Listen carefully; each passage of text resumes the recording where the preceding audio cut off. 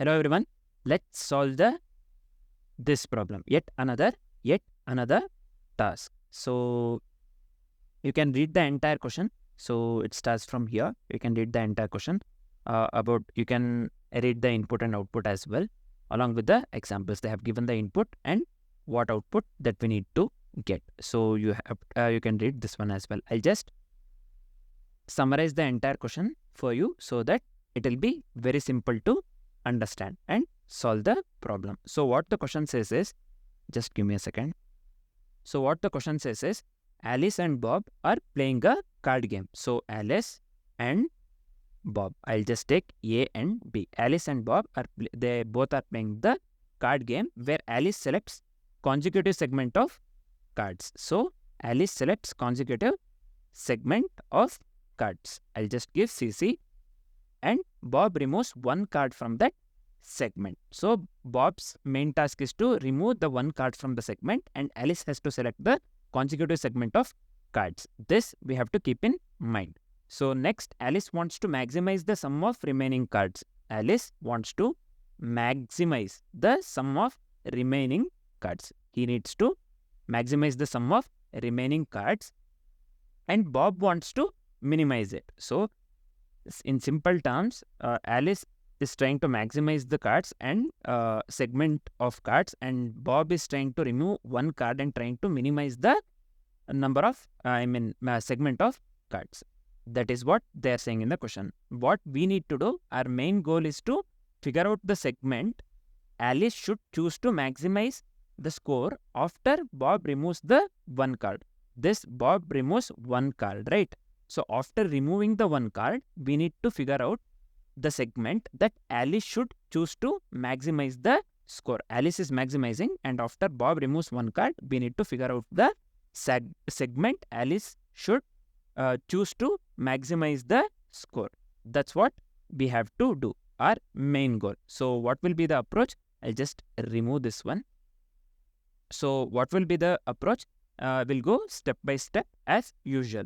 So first step will be the input handling. So we'll be making use of the JavaScript or the Node.js. And first step, we always go with the input handling, right? Input handling is same for most of the problems. If you have watched the previous problems, input handling will be similar. While we write the code, you will understand. This will be the input handling will be the first step. Second step, what we will do, we will go for the DP array initialization. What we are doing here, we'll a dynamic programming array DP, we will initialize this one. Why we are initializing the DP array? To track the best possible scores for different thresholds, right? So we will initialize the DP array, and why we are initializing the DP array? To track the best possible scores for the different thresholds. So I have explained the question.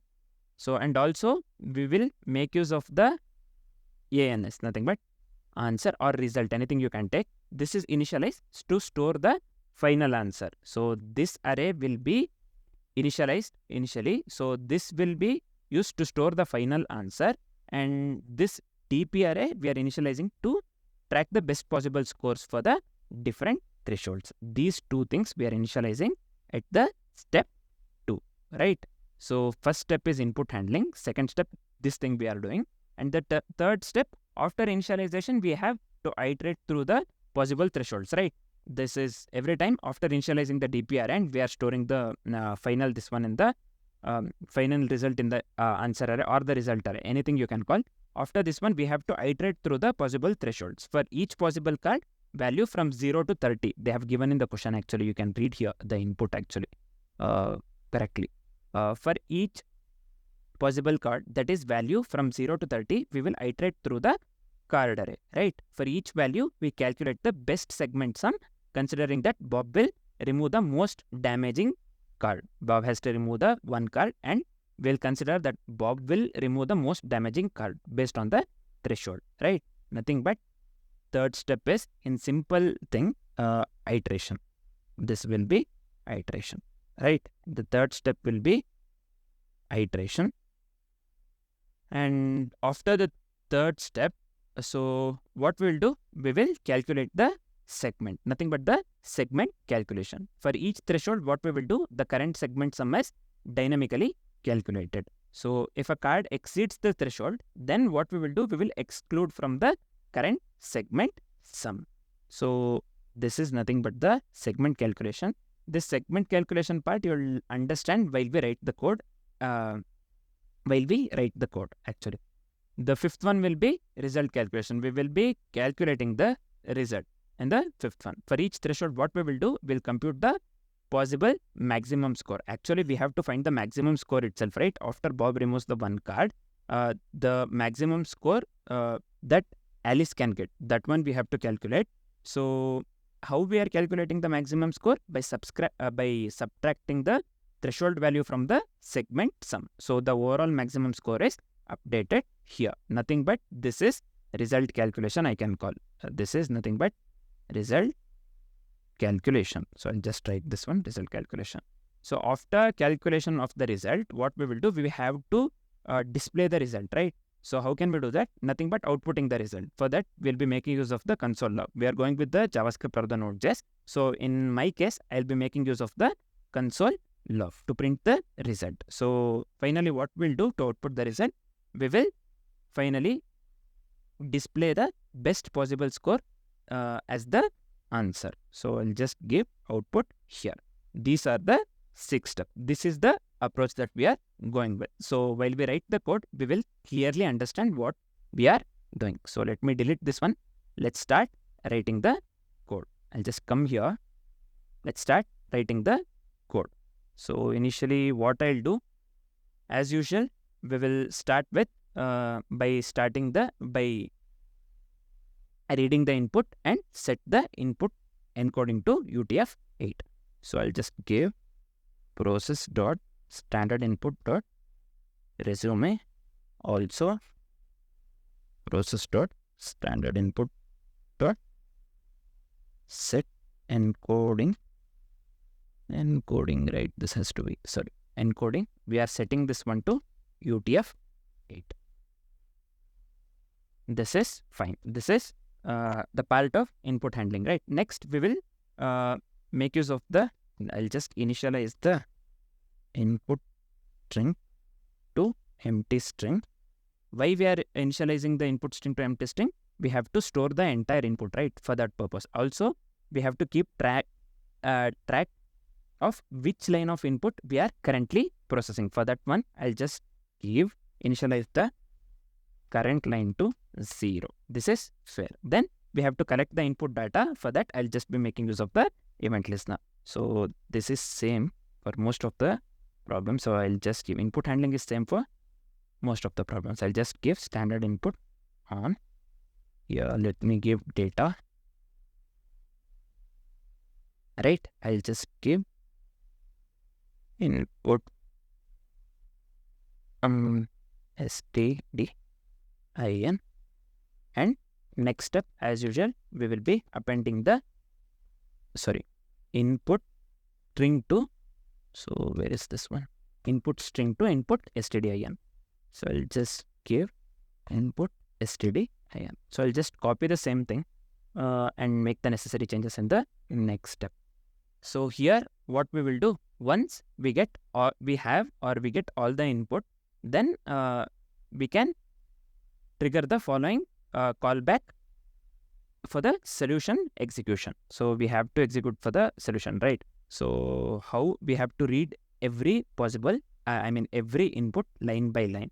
So for that purpose, again, I'll be making use of this one. Same thing. Let me paste here and make the necessary changes over here. So I'll just delete the data. Here I'll just give end. Let me delete this one. Also here, instead of this one, it will be input string. We are not appending this one to anything. So I'll just remove plus. So we have to remove the white spaces, right? Or the spaces. I'll just make use of the trim. Also, we need to read the individual line.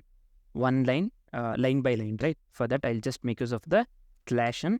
Also, let me consider here map of we have to remove the spaces and we have to give one space.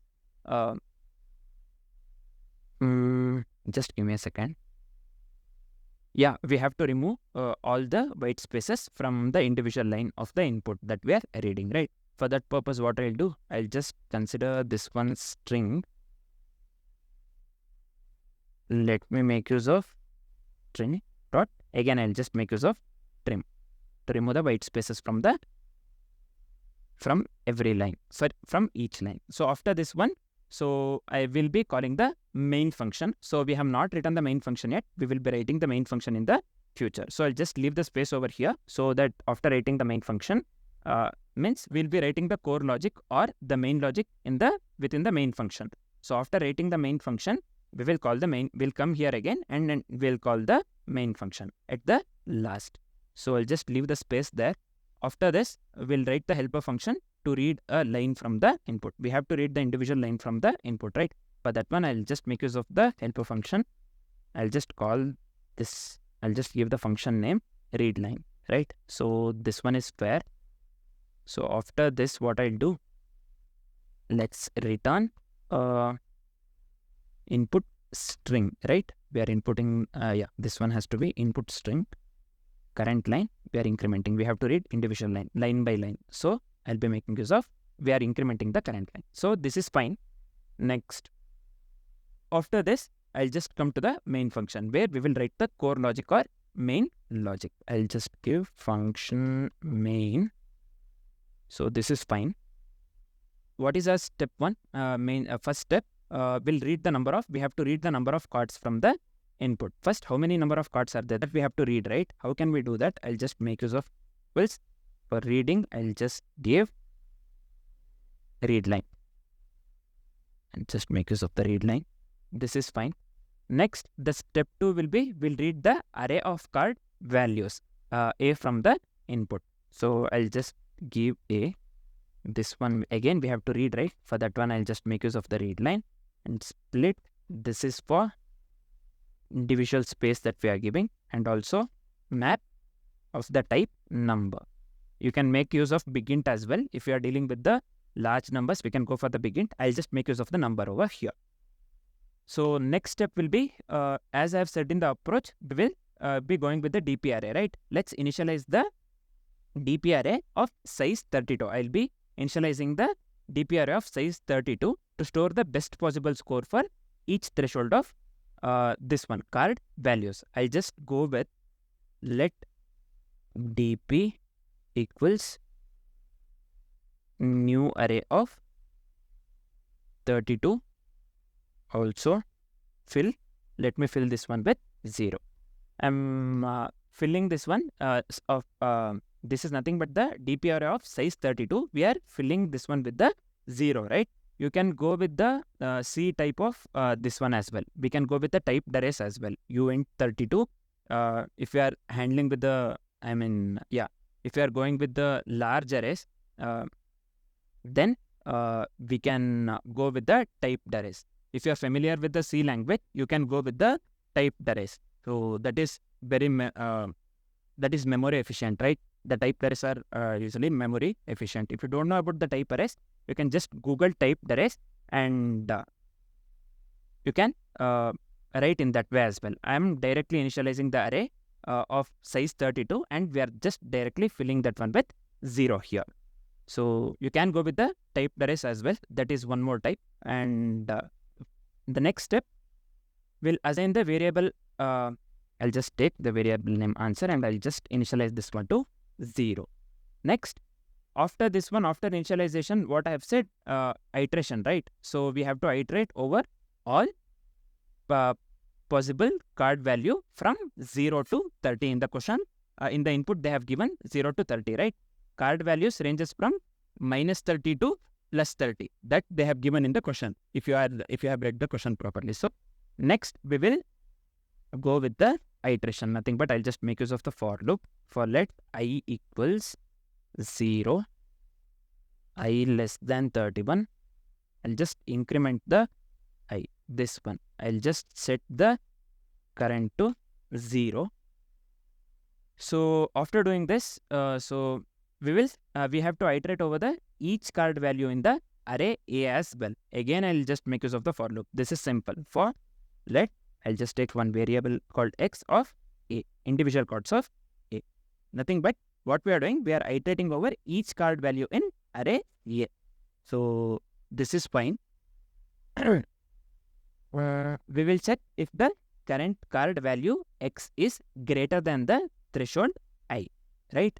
So if it is greater, then we will display 0. If it is not greater, then we will find the maximum. For finding the maximum, I'll just make use of the mat.max. So we can directly make use of the mat.max, right? So how can we write this one in the code? So I'll just give comment if X is greater than I, nothing but the current value of the current card, nothing but X.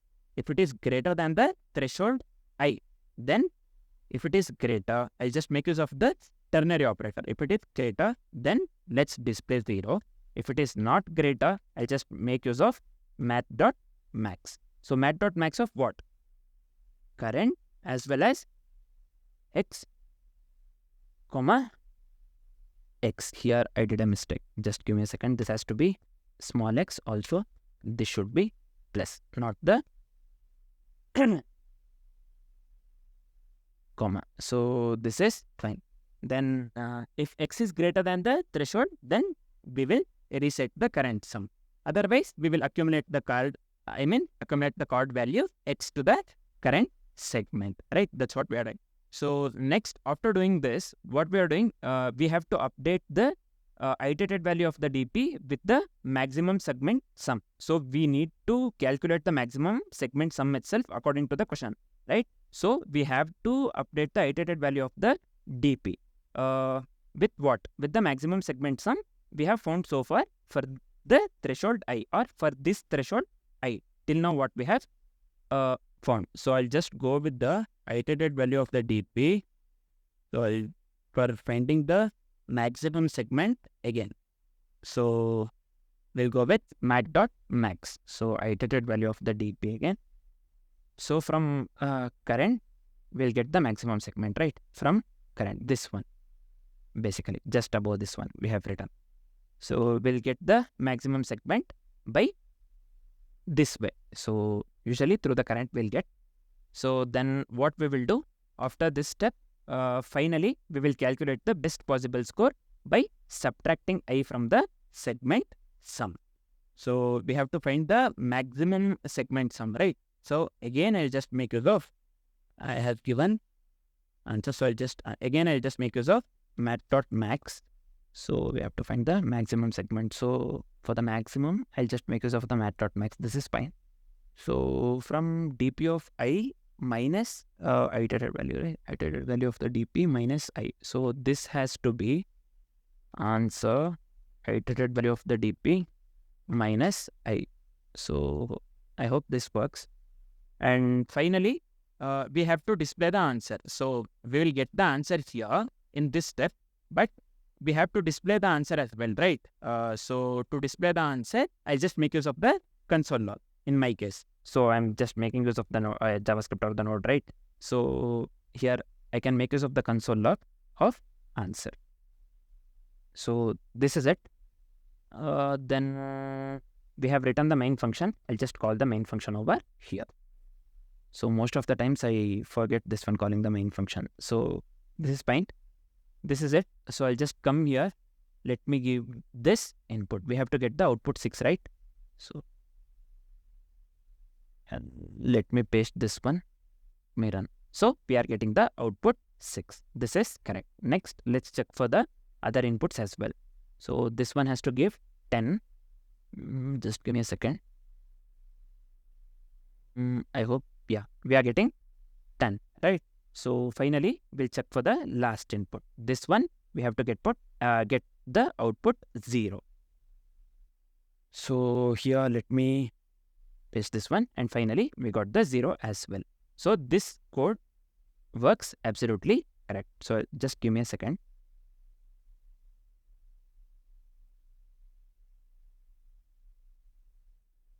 I'll just come here. Let me click on submit code. This is problem D, right? I'll just choose yet another task. This would be node itself. Let me paste the code and let me hit the submit button. So let's wait for some time.